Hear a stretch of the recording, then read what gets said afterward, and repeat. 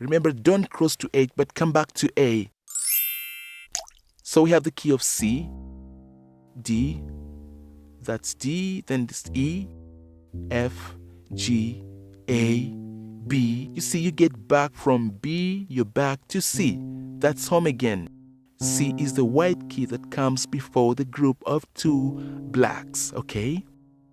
So from this C, you continue up. C, D, E, F, G, A, B, and C. C is coming before the 2 blacks. Don't forget that. So you can see the key of C is right here, another key of C is right here, another one is right there, and another one is right there. Don't forget that. Now that you know where the home is, you can find where other keys are.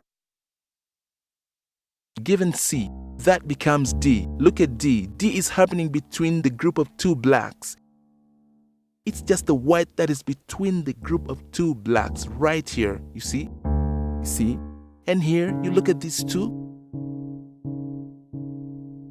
D is right there. C, D. Okay? Look it up here.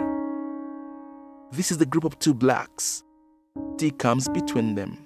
That white key. We said all the white keys are natural keys. So we have this as C natural, D natural, E natural, F natural, G natural, A natural, B natural, and C natural. So you see, from home to home, the story begins from here again.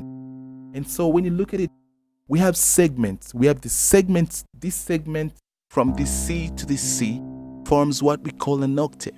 Okay? The octave means a group of 8 white keys. The C as number 1, a group of 8 white keys, C being number 1, D being number 2, E number 3, F number 4, G is number 5, A is number 6, B is number 7, and you conclude it up with C. It gives you an octave of 8 keys. I hope you can see that from this C to this C gives you 8 natural keys right there in between that. Now when you look at between this C and this C, you will have the blacks.